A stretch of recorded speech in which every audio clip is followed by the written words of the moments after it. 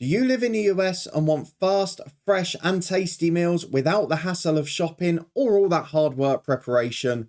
Well, don't you worry, as a lazy man, I've got you covered. Try America's #1 meal kit service, HelloFresh, and get yourself fresh, pre-portioned ingredients delivered direct to your door. So why not eat well, stay healthy, and avoid the cost of regular takeout by trying HelloFresh? Just click the link in the description below for a special limited time discount and free shipping as well. Enjoy. Well, do you remember that we were here a year ago and I was asking, is this potentially the best transfer window we've ever had in a head coach? Well, it's funny what a difference a year makes, isn't it? No new job after missing out narrowly on so many big opportunities, and now we are left at a Crystal Palace side with just 3 senior additions this summer, over £100 million worth of profit in a transfer window, and a whole herd of star players have left and moved on, and left us with basically a championship team. This might be our biggest ever challenge. Can we do it? Well, let's go and find out.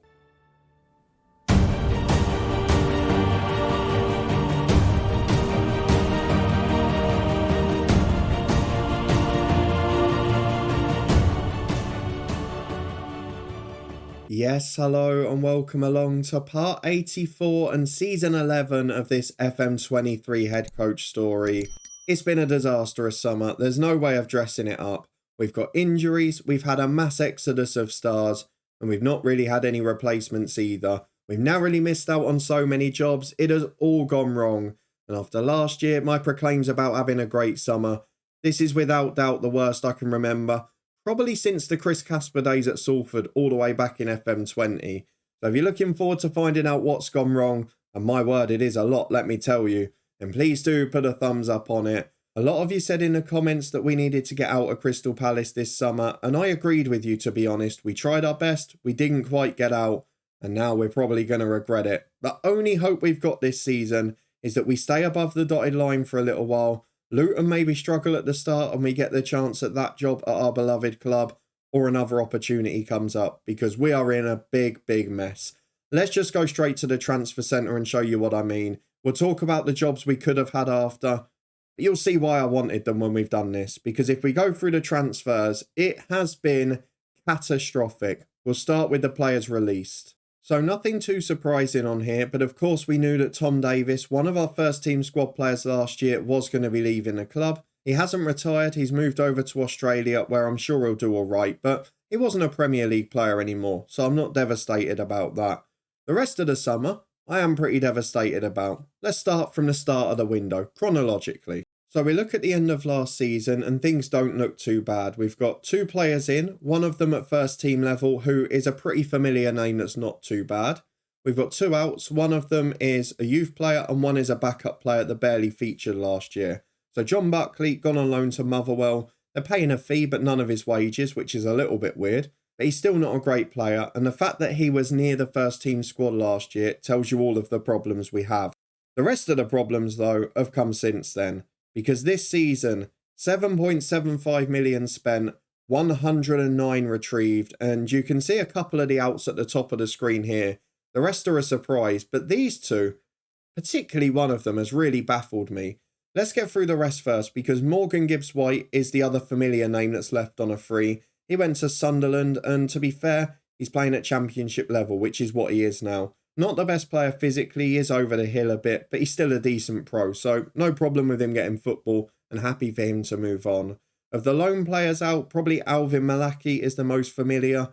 He is 23, he's Norwegian, and to be fair, he could have covered a shortage of right-backs at the minute, but for now, he goes out on loan again, and I think we'll be first team ready by the time he comes back, probably for a championship football club at that point. The big one that surprises me here, though, is Ivan Linares. Signed for £8 million last summer from Atletico Madrid, no work permit, so was sent back out on loan, got his work permit towards the end of the year, was going to come in as a backup keeper this season, then sold to Real Madrid before he even stepped foot in the football club for £6 million. Do not understand it at all. He was improving a bit, he would have been a solid number 2. I have no idea why he was signed last summer and then sold as soon as he got his work permit for less. One of those AI transfers that just blows your mind, but he'll go and do well for them as their number 2, and we're still basically without one, which is a problem. The next one to go had been touted for a while, Wan Mustafa. They've probably done all right to get 16 million for him. He's a decent centre-half, but again, probably championship level. 23 years of age, was not really improving and didn't have that star potential, so no problem with him moving on. When I scroll down in a minute though, we're about to find all of the problems, because let's just go and see it. Hugo Esnol is the next first team name to leave. 58 million to Bournemouth, who continue to attract brilliant players. I mean, great work from the director of football technically. Signed him for 8, sold him the next summer for 58. But he's worth so much more, and he was so much more to our football club. Not only was he our best player, not only was he our superstar, playing in the first team for France, not only was he the best defender at the club, he was the only senior left back, and he hasn't been replaced. It's astounding. 4.5-star ability, he's off, and we've lost our best player. Didn't even start for Bournemouth on the opening day. The next one to go, again for decent money, is another good defender. Was out on loan last year, but would have probably been in the squad this season. Abdoulaye Traoré to Borussia Mönchengladbach. Just shy of £20 million for a decent defender and midfielder.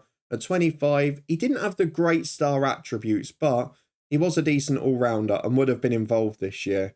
The next big one, though, is even more disastrous, because after losing our best player from last summer, we've now lost the second best. Those two players that were the star of the last summer's transfer window have both now left the club. Leonard Gruznov has gone to Bayern Munich for 26.5 million. He was the best right winger. He was a very good footballer. I'm so disappointed with that one. At least the Esnol one was a big fee. It was to go and play first team football in Europe for a Premier League club. Leonid Gruznov has been sold to be a backup player at Bayern. And yes, he's getting a better wage, but not by much. And he's been sold for not much more than he signed him for. I'm so disappointed in that. So I think you can see where the disappointment comes. And when you see that we've spent, 7 million on a couple of players and then got one loan in, I think you know why I'm a little bit unhappy. Because if we go and get through the three, the first one in was Nicholas Alufsky, who's not too bad at all. As it stands, he is the only senior left back at the club, and he will start this game today as our left fullback. So make of that what you will, because I don't think he's brilliant, but he will at least do a job for us now. Not in his position, not in a great place, and we're not going to get a sell-on fee because he's over 30 as well. But he's okay. Let's take the positives from it. Few youngsters came in, then Alex Gerardo on loan from Leicester. Now, he's not too bad. He's a right winger or centre midfielder. Off the right, we'd have to change shape because he plays as a natural cutter in. But then in centre midfield, where he's very good, we've got plenty of players, and it's one of the only positions we have. So by default, again, he might have to play off the wing. But I'm not sure what to make of it. A very good player, very solid, but if he's not good enough for Leicester, who with respect have gone down to the Championship, I'm not sure what he's going to do for us. We'll keep an eye on him. He's a good enough player, but again, they're just okay. And the third one's a good player too, from Newcastle for just under 10 million. He's 33 years of age. Edmund Tapsoba, good centre-half, best defender at the club now apparently, but not great physically. He's already on the decline. And this is the problem, like we're selling players for £100 million worth, and then we're getting in players for 10 in replacement. There's loads of money left now, there's loads of wage budget, but it's still cost-cutting in their signings, and it's infuriating. He is a very good defender mentally and technically. Maybe he'll have a slightly similar effect on us as like a Thiago Silva at Chelsea, we can only hope, but it doesn't add any physicality to our backline, and it doesn't help address the lack of left-back, so that's going to be a big issue. The other player that Dougie tried to get in that has rejected us now was Jürgen Thorup, a left-back from Frankfurt. He would have solved the problem in the short term, but again, not as good as the player he's replacing. And if you put that 110 million, add in Kelleher, who was sold for big money last January, we have been downgraded and decimated. Basically, half of our first 11 is moving on, and certainly 7 or 8 players that would have been in our first 22 this year. And there's not much coming in the other way. So I'm going to hope that there's a late flurry, because a few of those transfers have been recent. So Esnol was last weekend, Gruznov was literally yesterday. So maybe by the end of the window, Dougie can get some replacements in. But there is no denying that this has been a catastrophe. If you add to that we've missed out on loads of job opportunities, mainly in the Premier League, let me run through them very quickly for you. We have had interviews this summer at Arsenal, at West Ham, who are in the Europa Conference, at Chelsea, who won the Europa League last year, at Rangers and Celtic, the top 2 in Scotland, Rangers we saw in the last bookmark have won a Europa Conference in this save. Celtic are dominant in Scottish football. We had a job interview with Scotland, the national team. We had a job interview over in Italy with Roma. We had a job interview in Germany with Bayer Leverkusen. We didn't get any of them. And now we're left with this shower of nonsense. And if we don't get ourselves above the dotted line, our chance at a top job probably goes. I did mention it in the bookmark last time. If the Luton job comes up while they're in the Premier League, I'm going to go for it. Because I would realistically, if I was in this position in real life, I'd look at it and go, yeah, I want to manage my hometown club in the Premier League. So if we go and have a look at the season preview, we are expected to finish 16th. Luton are the favourites to go down. The other two promoted clubs from the season before are there, as are Leeds and Burnley, who came up this year. But we are basically in a race with the clubs that keep getting promoted each season, and that ain't good enough. Why are we not trying to improve? Why are we not trying to go to the next level? You bring in this young squad to build last season, we improve a bit, we finish 13th, we play better football, and then you let it all go. So this is going to be a big problem. I'm a very unhappy man if you can't tell. Let's go and get through to the opening day of the season.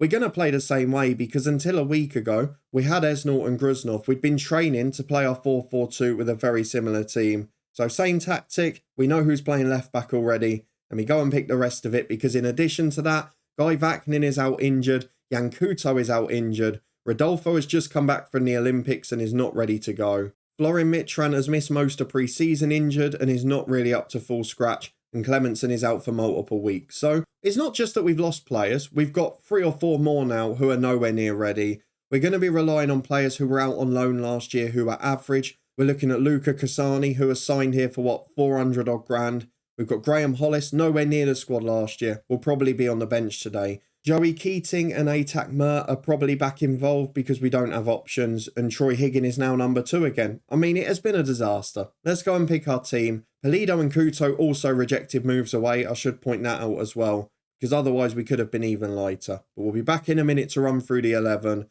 and I'm going to be very upset by the end of this, I can tell. Well, every available senior outfield player is in the squad today. It is a lot of last year's backups that start this match, and of course we're patched up in certain areas. Add to that Ribeiro's also got a knock and is only fit for 45 minutes. Guy Vaknin is going to have to be the sub-striker. Mitran we've got to leave out too. I mean, it's a disaster. At least Jankovic is in goal, who was first choice and one of the star players last season. New signing Zalewski plays out of position at left back with Rodriguez over on the right. Tepsoba, the new boy, alongside Richards. Pulido is the man to drop out of that first choice back 4. Grombach and Campbell, who were last year's backup wingers, are of course in from the start today. And then we've got Rothwell and Castro alongside them. I've decided not to go for Gerardo because I need a harder working player in the middle. And Gerardo, we don't want to introduce too many new players, and we've already got 2 enforced at the back. Lewis and Ribeiro up front. One of them is actually fit and ready to go. Lewis is now becoming probably the best player at the club. But how long before he gets taken away as well? 11 players out that I am not confident can win a football match at Premier League level. It's a great start, isn't it? Into the first game of the season at home to Spurs. How many do you think we're losing by? Get me your predictions in the comments below. Well, here we go then. It's a decent Spurs team. They've got Skip and Jones in midfield. Curtis Jones, that is. Guendouzi's still there. Rooney, who scored against us last season. Heartbreak late on in that game. Scalvini and Pena amongst the defenders. Meslier sub-keeper. Brennan Johnson's on the bench too. We know they've got a good squad. They're better than ours. We've got to try our best to do something. But again, I'm not sure here. What do the players think? Because I'm frustrated enough. We've already had a few players come and chat to us, and to be fair, they've been pretty good about it, but they've come and said, we're a bit unhappy you've sold Esnalt, we're a bit unhappy you've sold Gruznov. And what can I tell them? I can only say, yeah, I agree. I'm a bit unhappy about it as well. I've got no say in it. And if I'm unhappy, and if I'm looking at this club and saying, there's no ambition, you keep selling our best players, how are we supposed to compete? What do you think the players that are left are thinking? So long ball forward towards Ribeiro here. It's pretty aimless, it's pretty hopeful, but this is basically what we're relying on for now. Long balls over the top and hoping the 2 up front get on it. For now though, we've got to try and defend first as Rothwell wins it back. Grombach down the right. Good work from him. Can he find Ribeiro? He does. Good finish from Ribeiro. He might be onside, and with 2 minutes gone, against all the odds we might have gone ahead. There's lots of Spurs players complaining. Does that mean it's off? I thought he was played on myself. He is. Goal awarded. 2.5 minutes in, we score the first shot of the game. But this is all about team spirit. And if they win it, you know what? Hats off to them, because they are scrapping here for their lives as Spurs are on the front foot. We've got to hope for a massive 3 weeks. The only hope I have really is, can we nick results in games like this? As that's offside, referee. Assistant puts his flag up straight away. I'm not worried about that. We've got to try and stay above the bottom 3.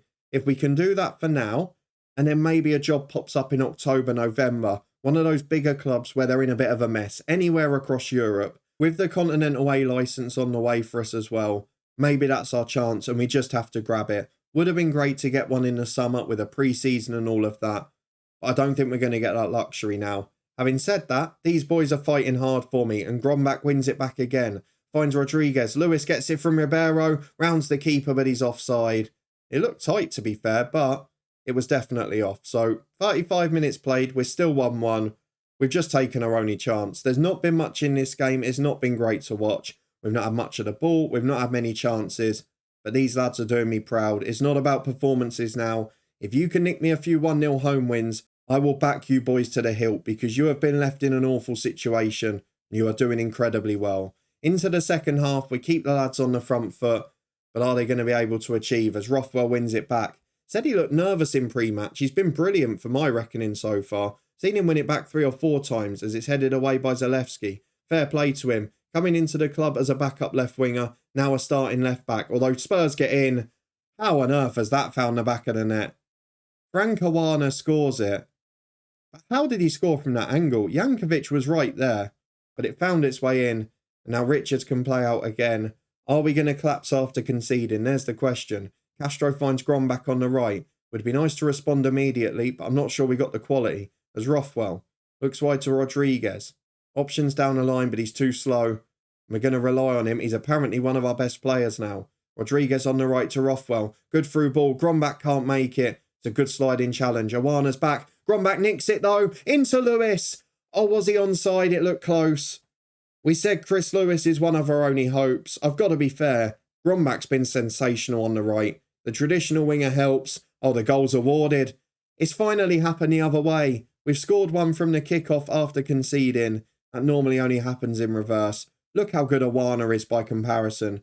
300 grand a week at Spurs. Star player for Cameroon. But we are doing our best. And these boys, I'm so proud of them. We've got 25 minutes to go. We're going to see this highlight out and then make changes as Lewis loses it. We're starting to struggle for fitness now. We've got players like Ribeiro who have already played longer than they should. And here comes Spurs down the left. Grombach, no. Oh, why did I say he's having a good game? We all knew what was going to happen. It's a soft penalty, but it's going to be given. There's no point going to VAR if you're not giving that. Penalty review from David Coote.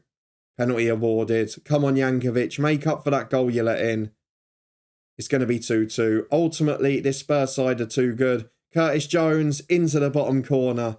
Changes will be made. A couple to be done. Ribeiro struggling physically, so vacuuming on for him. I'm also going to take off Rothwell, who's looking apprehensive, for maybe Gerardo, just because Keita's looking nervy too. And then on the left, I'm going to take off Jimmy Campbell for Mitran. He will be my winger on support. 3 changes made will save the rest. We've got 25 minutes to hold on for a point. And it's a corner kick for Spurs now. They look like they're up in the ante. Rooney's going to take it. In-swinging delivery to the back post. Scalvini up. Good header from Castro, but only as far as Jones. Back into the mix. Cho's there. And he's onside. He was followed in by the defender who just didn't challenge. Was it Zalewski? It was. There you go. You've got a left winger playing left back and it's cost us. At the back post, not big enough.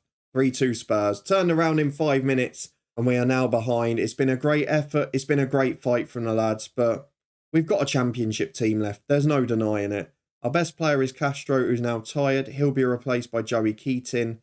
2-star ability. Is Kasani any better? We've not really got ball winners in this team, have we? Kasani is apparently better, so he's going to come on. Just give us a bit of fight for 5 minutes. I mean, Lewis is done up front, but I've got to leave him on to try and equalise. So at the back, we'll take Rodriguez off who's anxious. Pulido will come on, and then we'll put out Richards to right back, I think. There we go. 10 minutes remaining, we're 3-2 down. We're still playing positive, we're still chasing the game. We'll encourage the lads and try and get an equaliser. But overall, Spurs have been the better side. We've fought, we've nicked a couple of goals. We've not really looked a big threat overall. 3-2 to Tottenham Hotspur. A disappointing first day of the season, but the lads have done their best. That's all I can ask from them. What I need now is a massive 3 weeks from Dougie. Are we going to get it? I think I know the answer already. Let's go and see when we're going to be back. Well, we've talked before about having friendlier starts to the season, and this time is not really the case. We've got a mid-table Wolves side from last year. We've got a Fulham side who are expected to be in a relegation scrap. But then it's Newcastle and Arsenal who are big hitters in the league. Arsenal rejected us for their job after an interview. Are we going to be able to get over the line against them? I doubt it, but we're going to see it live next time out. Arsenal away and transfer deadline date will be the next episode. It's going to need to be a blockbuster deadline from Dougie Freedman, because at the moment we have not got a competitive squad. And you can say what you want about me, my tactics, the way we play, and the players that are already here, but this squad is not good enough. And if we don't improve it, we will be going down. I'm trying to give the benefit of the star players only left last week, and he's got 3 weeks to solve that problem. But I'm looking at the scout reports and the focuses that are in. They're not great at the minute, I've got to be honest, so we'll see where we are next time out. If you're looking forward to that and you did enjoy a good competitive effort against Spurs, but more my meltdown when reflecting on the transfer window, then please do put a thumbs up on it. Let me know where you think we're going to finish this year if we end up at Crystal Palace all season, because I don't think the answer is going to be pretty. Surely, even based on the miracle we've pulled off the last 2 years, even we can't achieve this one, I'm sure. If you want to find out and stay up to date, subscribe and turn that notification bell on. I've got a feeling transfer deadline day is going to be a big one. We'll be here in a couple of days' time for that. In the meantime, we will be back with our Builder Nation tomorrow. It's a pretty important season there as well. You can find the latest new season in the eye above with the Twitch channel, the football podcast, and the new blog story as well. If you're in the US, do check out the HelloFresh link in the description below. Gets you loads of money off and helps support this channel. And I'll see you back here in a couple of days' time for what really needs to be a busy transfer deadline day.